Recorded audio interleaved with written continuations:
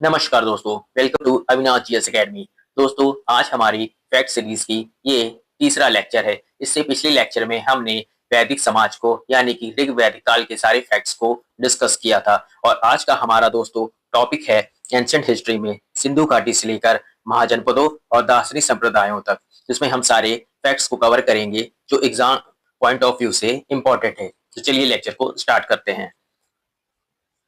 दोस्तों, पहला जो हमारा है सिंधु सभ्यता के प्रमुख स्थल, उसकी उत्खननकर्ता और वर्तमान स्थिति क्या है। आइए इसको स्टार्ट करते हैं। तो जो पहला स्थल है वो है हमारा हड़प्पा। इसके नाम से ये सभ्यता जानी जाती है, हड़प्पा सभ्यता। ठीक है। इसके उत्खननकर्ता थे दयाराम साहिनी और माधव सुवत्स, जो की हुई थी 1921 में। और इसकी वर्तमान स्थिति है साहिवाल जनपद यानी कि पाकिस्तान, जो कि पाकिस्तान में पड़ता है। फिर जो दूसरा स्थल है वो है मोहनजोदाड़ो। मोहनजोदाड़ो को इसके उत्खनन करता है राखल दास बनर्जी, जो कि वर्ष 1922 ईस्वी में इसकी उत्खनन किया गया था। और इसको वर्तमान स्थिति में ललकाना जनपद, जो कि सिंध प्रांत पाकिस्तान में ही पड़ता है। तीसरा है हमारा चनहुदड़ो। चनहुदड़ो एनजी मजूमदार, इन्होंने किया था। इसका वर्ष था 1931 में और ये भी सिंध प्रांत पाकिस्तान में पड़ता है। इसमें चौथा है चनहुदड़ो, ये है एनजी मजूमदार, जिनका 1931 में, जो कि सिंध प्रांत पाकिस्तान में होता है। इसको दोस्तों हम लोग कर चुके हैं। अब ये देखते हैं क्या है कालीबंगा। कालीबंगा को किया था बी एल लाल एवं बी के थापर ने, दोनों ने मिलकर 1961 से 1969 के बीच में। इसका जो वर्तमान स्थल है वो है हनुमानगढ़, जो कि राजस्थान में पड़ता है। उसके बाद फिर है कोट दीजी। कोट दीजी जिसका किया था उत्खनन करता है फजल अहमद। इन्होंने 1957 से 1958 में इसका उत्खनन किया था। ठीक है। और ये आज के में पड़ता है खैरपुर सिंध प्रांत पाकिस्तान में। फिर है दोस्तों रंगपुर। रंगपुर को किया था एस आर राव ने 1934 से 1935। और सुरेंद्र नगर आज का ये गुजरात में पड़ता है। फिर है दोस्तों रोपड़। रोपड़ को उत्खनन करता है यक्ष दत्त शर्मा, जिन्होंने किया था 1953 से 1955 में। और ये आज किसमें पड़ता है रूपनगर पंजाब में, जिसे आज के रूपनगर नाम से जाना जाता है। फिर है लोथल। लोथल किया था एस आर राव ने, इनको किया था 1954 से 1955 में, जो आज के समय पड़ता है गुजरात के अहमदाबाद शहर में। ठीक है। फिर है आलमगीरपुर। यज्ञदत्त शर्मा 1958 में इसको किया गया था और ये आज के मेरठ के उत्तर प्रदेश में पड़ता है। फिर है सुदकंडोर, ये है ऑरेल स्टाइन और जॉर्ज टेल्स द्वारा, जो कि किया गया था पाकिस्तान में मकराना समुद्र तट पे आज स्थित है। फिर है बनावली। इसके उत्खनन करता है रविंद्र सिंह वेस्ट 1974 टू 1977 और ये है आज फतेहाबाद शहर में पड़ता है। कौन से राज्य में? हरियाणा में। उसके बाद है धौलावीरा। धौलावीरा है जेपी जोशी और रविंद्र सिंह बिष्ट द्वारा, जो कि 1967 से 1990 और 1991 के बीच में हुआ था, जो कि आज कच्छ शहर के गुजरात स्टेट में पड़ता है। दोस्तों, इसमें जो मोस्ट इंपॉर्टेंट है, आप ये मान के चलिए जितने भी स्थल है उसकी आज जो करंट सिचुएशन है, जितने भी ये स्थल है हड़प्पा के, क्या कहते हैं सिंधु घाटी के, इसकी जो वर्तमान स्थिति ये बहुत ज्यादा इंपॉर्टेंट एग्जाम में आज के समय में जो इसमें प्रेजेंट में बहुत ज्यादा सीनियर चल रहा है पूछे, चाहे वो लेखपाल सीरीज हो या तो फिर आपका क्या कहते हैं लोअर पीजी, उसमें इसकी वर्तमान स्थिति ज्यादा पूछते हैं। ईयर इतना इंपॉर्टेंट आज के समय में नहीं है, ईयर पूछते हैं लेकिन बहुत कम आता है। यहाँ ये भी इंपॉर्टेंट है लेकिन उनके कंपेरिजन में वर्तमान स्थिति और स्थल ज्यादा है और उत्खननकर्ता के नाम भी पूछ सकते हैं। ठीक है, इसलिए आप इसको याद करिएगा। आइए देखते हैं दूसरा स्टेप क्या है। दूसरा हमारा पॉइंट है हड़प्पा सभ्यता नगर नदी संबंध में प्रमुख धातुएं। तो हड़प्पा के कौन सा क्या कहते हैं जो शहर है वो कौन सी नदी के किनारे पे बसा हुआ है। आइए देखते हैं। जिसमें पहला है हड़प्पा। हड़प्पा बसता है रावी नदी पे। ठीक है। दूसरा है रोपड़, जो कि है सतलज नदी पे। तीसरा है लोथल, जो कि है भोगवा नदी पे। चौथा है सूतकाको, जो है सादी कौर पे। फिर है रंगपुर, जो कि सुख भादर या मादर नाम से भी जाना जाता है। फिर है कुनाल, यानी कि सरस्वती नदी पे। ठीक है। फिर है बनावली, जो कि है सरस्वती नदी पे। और भगवानपुर, ये भी है सरस्वती नदी पे। ये दोस्तों इसमें मैंने जितने भी नाम स्थल या नगर लिए हैं ये एग्जाम में आए हुए हैं, मैं उनको ही मैंने ज्यादा क्या कहते हैं प्रेफरेंस दी है। ठीक है। क्वेश्चन तो आपको किताबों में सारी चीज मिलेगी लेकिन ये वो है जो किताब में पूछे हुए क्वेश्चन है पीवाईक्यू से, इसलिए ये इंपॉर्टेंट ज्यादा हो जाते हैं। फिर है आमरी, यानी कि सिंधु नदी पे। मोहनजोदाड़ो सिंधु नदी पे। कालीबंगा घग्गर नदी पे। सूतकंडोर दाश्क नदी पे। आलमगीरपुर हिंडन नदी पे। कोटदीजी सिंधु नदी पे। चन्हूदड़ो सिंधु नदी पे। मांडा चिनाब नदी पे। दैमाबाद प्रवरा नदी पे और राखीगढ़ी घग्गर नदी पे। ठीक है। ये हमारे जो नगर थे हड़प्पा कालीन, उनके नदियों किस नदी के किनारे बसे हैं, ये उनके शहर है। ठीक है। अब आइए जानते हैं जो प्रमुख धातु प्राप्त स्थल है वो कहाँ कहाँ से हुए हैं। जिसमें सबसे पहला है तांबा, तांबा है खेतड़ी, एक स्थान है जो कि राजस्थान में पड़ता है और बलूचिस्तान और ओमान से आता था। ठीक है, सिंधु घाटी सभ्यता के टाइम पे। और जो लाजवर्त है, ये लाजवर्त लिखा है, लाजवर्त है। ठीक है, ये बंस का यानी कि जो अफगानिस्तान में पड़ता है। तीसरा है टिन, जो है ईरान और अफगानिस्तान में। ये है चांदी, राजस्थान की जावर, अजमेर की खानों से और अफगानिस्तान और ईरान से आती थी। ठीक है, फिर है शीशा, जो कि अफगानिस्तान, ईरान, अजमेर और राजस्थान से आती थी। ठीक है, उसके बाद है दोस्तों शिलाजीत, जो कि मिलती थी हिमालय से। और फिर है गोपेर, जो मिलता था गुजरात से। ये हमारे क्या है, प्रमुख धातुओं और प्राप्ति स्थल, जो कि उस समय सिंधु घाटी सभ्यता में जहां से ये चीजें प्राप्त होती थी। अब आइए देखते हैं क्या है सिंधु घाटी सभ्यता के पतन का कारण एवं उनके मानने वाले विद्वान। जो जो विद्वान थे उन्होंने क्या कारण दिए जिससे सिंधु घाटी सभ्यता खत्म हुई। ठीक है, किस तरीके से उसका पतन हुआ, जिसमें सबसे पहला दिया है ऑरेल स्टाइन और ए एन घोष द्वारा जलवायु परिवर्तन के कारण। तो जलवायु में जो परिवर्तन हुआ है उसके कारण धीरे धीरे वो उसका पतन हो गया सिंधु घाटी सभ्यता और वो हमेशा के लिए खत्म हो गई। ये दिया था Aurel Stein N N Ghosh ने। दूसरा है भूतात्विक परिवर्तन, ए एस साहनी द्वारा। भूतात्विक परिवर्तन ये भी एक अच्छा दिया है कि धीरे धीरे से क्या कहते हैं, जो जियो कहते हैं हमारे प्रोसेस होते हैं ज्योग्राफी में आपने पढ़ा होगा, उसके अकॉर्डिंग ये चेंजेस आते गए। ठीक है, फिर तीसरा जो है सबसे प्रमुख कारण है ये है प्राकृतिक आपदा, जो दिया के और कैनेडी द्वारा। फिर एक रीजन दिया बाढ़ का, जो दिया गया कि बाढ़ आई इसकी वजह से ये क्या कहते हैं स्थल खत्म हो गए यानी कि उनका पतन हो गया। वो थे एम के मार्शल, मैके एवं मार्शल। फिर उसके बाद एक गार्डन चाइल्ड और व्हीलर ने दिया था आर्यों के आक्रमण के द्वारा इसका पतन हुआ। फिर एम त्रिमेदेव द्वारा दिया गया था कि पर्यावरण परिवर्तन के कारण। ये दोस्तों विद्वान है जिन्होंने अपने अपने रीजन दिए कैसे सिंधु घाटी सभ्यता का पतन हुआ। लेकिन दोस्तों इसमें सबसे इंपॉर्टेंट है, अक्सर एक दो बार क्वेश्चन में पूछा गया है कि मैके और मार्शल द्वारा जो दिया गया था, जो कि सबसे ज्यादा सटीक माना जाता है वो ये बाढ़ है या तो फिर प्राकृतिक आपदा के केओडीआर कैनेडी द्वारा, ये इनमें से ज्यादा सटीक माना जाता है। बाकी सभी जो दिया है वो भी अपने उनके रीजन है। देखिए सिंधु घाटी सभ्यता के बाद 16 महाजनपदों का उदय हुआ, जिसमें क्या है कि बुद्ध के जन्म के पूर्व 6ठी शताब्दी ईसा पूर्व में भारतवर्ष 16 जनपदों में बटा हुआ था। और इसकी जानकारी हमें बौद्ध ग्रंथ के अंगुत्तर निकाय से भी मिलती है। ठीक है, अंगुत्तर निकाय में 16 जनपदों का वर्णन किया गया है। आइए देखते हैं 16 जनपद कौन कौन से हैं। दोस्तों 16 जनपद इसलिए भी इंपॉर्टेंट है क्योंकि इसमें इसकी राजधानी, जैसे लेखपाल का पेपर यूपी पीछे और यूपी की खासकर जो एग्जाम है उसमें ये बहुत ज्यादा इंपॉर्टेंट होता है, इसमें अक्सर पूछते हैं ये चीजें, इसमें मैच करने के लिए आ जाता है। आइए देखते हैं क्या क्या है। पहला है महाजनपद अंग। अंग की राजधानी है चंपा, जो कि क्षेत्र में पड़ता है भागलपुर मुंगेर बिहार में। फिर है मगध, यह है गिरवेल राजगृह में, जो कि पड़ता है पटना गया बिहार में। फिर है काशी, काशी पड़ती है, उसका राजधानी है वाराणसी, मतलब उस समय। ठीक है ना, उसमें जो राजधानी थी क्या कहते हैं काशी महाजनपद उसकी थी वाराणसी। वाराणसी आस पास या उत्तर प्रदेश के शहर में जो हमारा बनारस शहर है वाराणसी, उसके आसपास का शहर काशी कहलाता था, महाजनपद था और उसकी राजधानी थी वाराणसी। फिर है वत्स, वत्स की है कौशाम्बी, इलाहाबाद के आसपास और उत्तर प्रदेश का जो एरिया है। फिर है वज्जी, वज्जी है वैशाली, विदेही और मिथिला, इसकी 3 राजधानियां हैं, जो कि वैशाली, मुजफ्फरपुर, दरभंगा के आसपास का क्षेत्र है। फिर है कौशल, कौशल की राजधानी है श्रावस्ती, जो कि पड़ती है दोस्तों फैजाबाद, गोंडा, बहराइच, उत्तर प्रदेश के जो स्थल है। ठीक है, फिर है अवंती, अवंती है उज्जैन और महिष्मती इसकी राजधानी थी, जो कि मालवा मध्य प्रदेश का क्षेत्र था। फिर है मल, जो की राजधानी थी कुशावती और इसका जो स्थल आज के समय में था वो देवरिया, बस्ती, गोरखपुर और उत्तर प्रदेश। फिर था पंचाल, जो कि अयस्क और काम्पिल इसकी राजधानी थी। आज के समय में इसका जो स्थल है वो है बरेली, बदायूं, फर्रुखाबाद और उत्तर प्रदेश। फिर है चेदी, चेदी का क्या कहते हैं जो राजधानी थी वो है शक्तिमती। ठीक है, जो कि बुंदेलखंड उत्तर प्रदेश का ही एरिया था। आप देख रहे हैं उत्तर प्रदेश के काफी एरिया है, ये यूपी के एग्जाम के हिसाब से बहुत ज्यादा इंपॉर्टेंट हो जाता है। जितने भी कमिंग एग्जाम है जो यूपी में होने वाले हैं, चाहे यूपी लेखपाल का हो, लोअर पीसीएस का हो, आरओ हो या पीसीएस एग्जाम की बात करें। उसके बाद दोस्तों आता है कुरु, कुरु है की है इंद्रप्रस्थ, दिल्ली, मेरठ और हरियाणा के क्षेत्रों को मिला के बोला जाता है। ठीक है, फिर है दोस्तों मत्स्य, मत्स्य है कम्बो, मत्स्य की राजधानी है विराटनगर। ठीक है, जो कि जयपुर, अलवर, भरतपुर, राजस्थान के आसपास का क्षेत्र है। फिर है कम्बोज, कम्बोज की है हाटक, जो कि राजौरी और हजारी क्षेत्र में पड़ता है। फिर है सूरसेन, जिसकी राजधानी है मथुरा, यह भी मथुरा उत्तर प्रदेश का क्षेत्र है। फिर है अस्मक, जो कि है पाटली या पूतन जिसकी राजधानी। ठीक है, तो इसका जो क्षेत्र है वो गोदावरी नदी क्षेत्र, दक्षिण भारत का एकमात्र जनपद, ये भी बहुत इंपॉर्टेंट फैक्टर है, दक्षिण भारत का एकमात्र जनपद है 16 जनपदों में जो कि गोदावरी नदी के क्षेत्र में आता था, उसका नाम था अश्मक। ठीक है, फिर अगला है गांधार, जो कि तक्षशिला है, तक्षशिला रावलपिंडी, पेशावर, पाकिस्तान में पड़ता है। ठीक है, इन देशों में आपने देखा अधिकतर उत्तर प्रदेश के हैं, जिसमें एक दक्षिण भारत का है जिसका नाम है अश्मक और एक पाकिस्तान का जिसका नाम है गांधार। बाकी सब आपके मैक्सिमम जो 16 जनपद थे वो सारे हमारे इसमें प्रेजेंट के इंडिया में पड़ते हैं, भारत देश में पड़ते हैं, वो भी अधिकतर उत्तर प्रदेश और बिहार का क्षेत्र है। ठीक है, ये हमारे क्या हुए महाजनपदों उनका उदय और उनकी राजधानियां, उनका आज का क्षेत्र।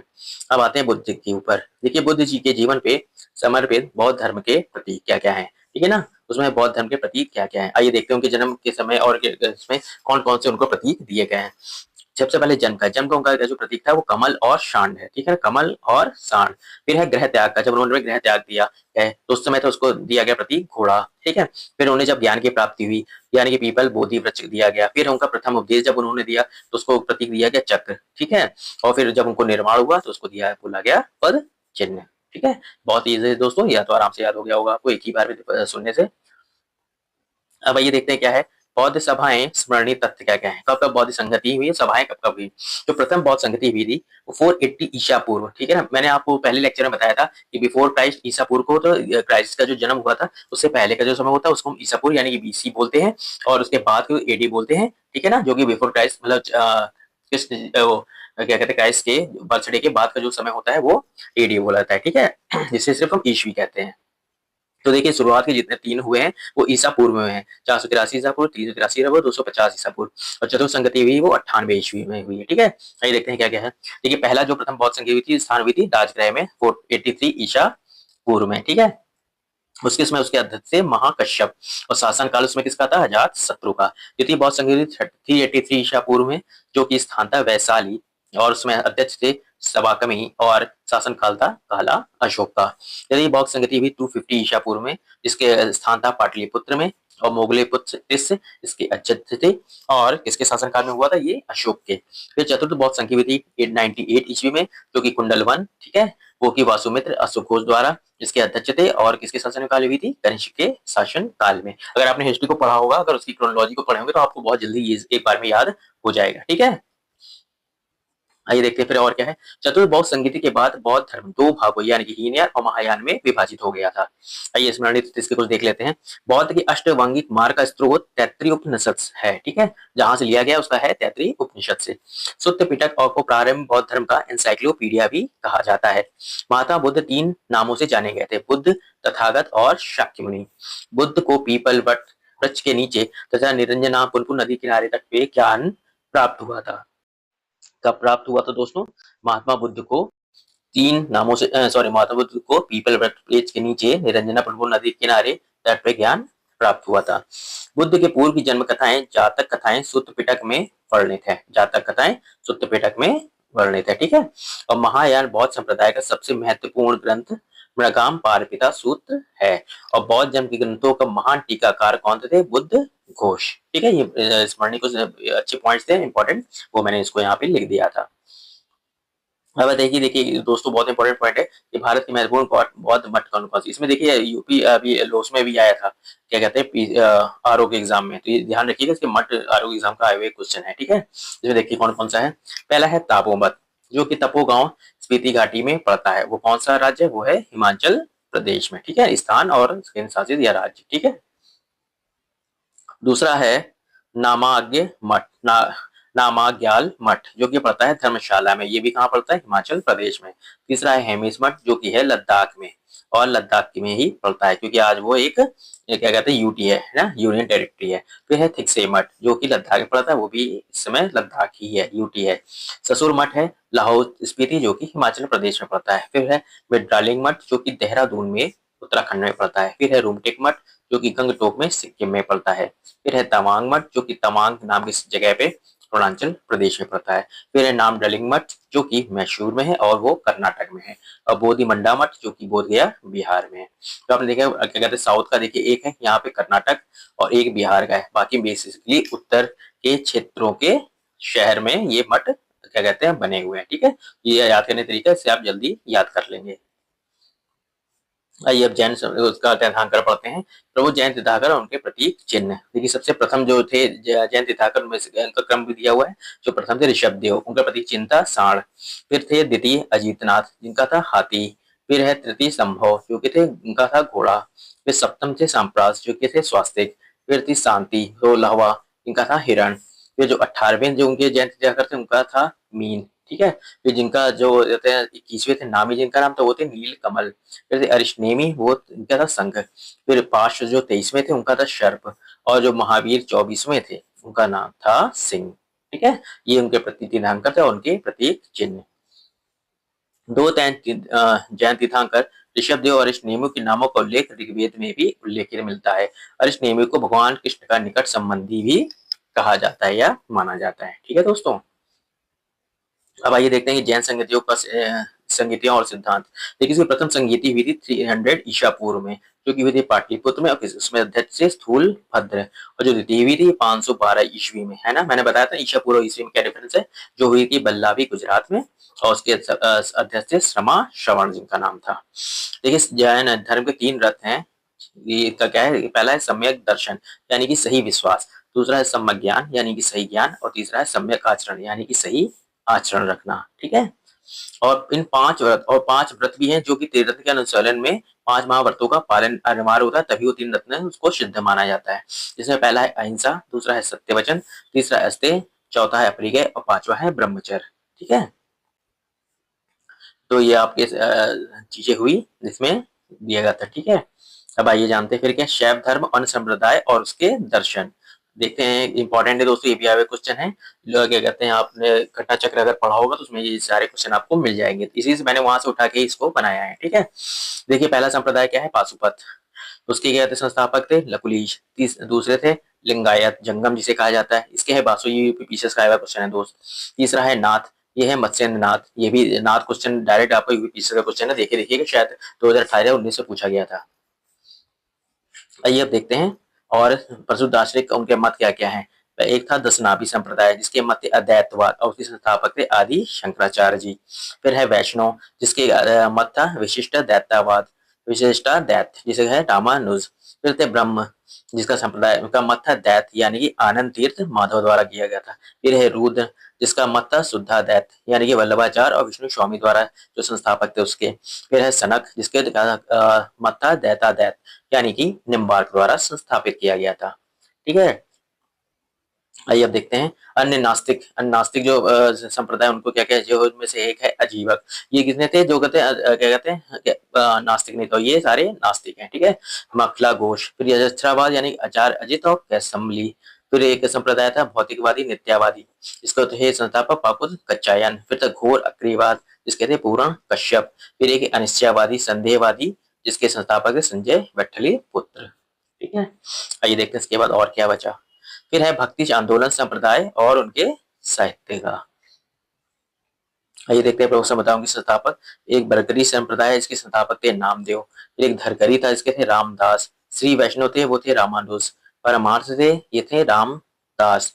फिर रामावत के थे रामानंद, और रामानुज संस्थापक थे। उनकी उनके प्रभु के साहित्य, दोस्तों ये याद रखिएगा कि कोई बुक ये पूछी गई है क्वेश्चन में, तो इन 3 बुक को जरूर याद करिएगा। रामानुज ने पुस्तक लिखी थी ब्रह्मसूत्र, रामदास जी ने लिखी थी दासबोध, और रामाजन जी ने लिखे थे अध्यात्म रामायण। ये दोनों इंपॉर्टेंट है, याद रखिएगा, दोनों ये क्वेश्चन आए हुए हैं। ठीक है, एक इंपॉर्टेंट पॉइंट क्या है कि कंबोज के राजा सूर्य वर्मा 1113 से 1150 ईस्वी ने बनवाया था।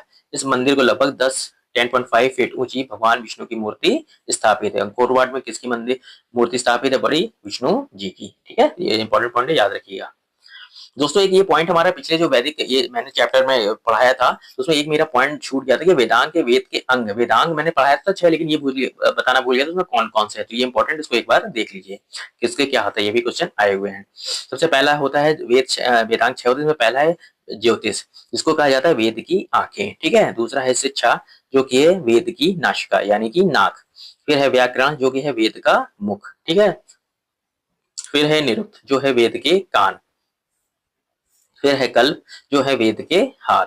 फिर है छंद जो कि है वेद के पद यानी कि पैर। तो जो दोस्तों ये 6 आपके क्या कहते हैं, क्या हो गए, वेदांग हो गए, जो पिछले लेक्चर में भूल गए थे, इसलिए मैंने आज के लेक्चर में इसको ऐड करके कंप्लीट करा दिया। तो दोस्तों आज के हमने क्या कहते हैं वीडियो में क्या क्या चीजें, आज के लेक्चर में क्या क्या चीजों को फैक्ट को हमने कवर किया। जिसमें पहला था सिंधु घाटी सभ्यता के स्थल, नदियां और पत्तन, विदिती नगरी के अंदर 16 जनपदों को हमने पढ़ा, उनकी राजधानियों को पढ़ा।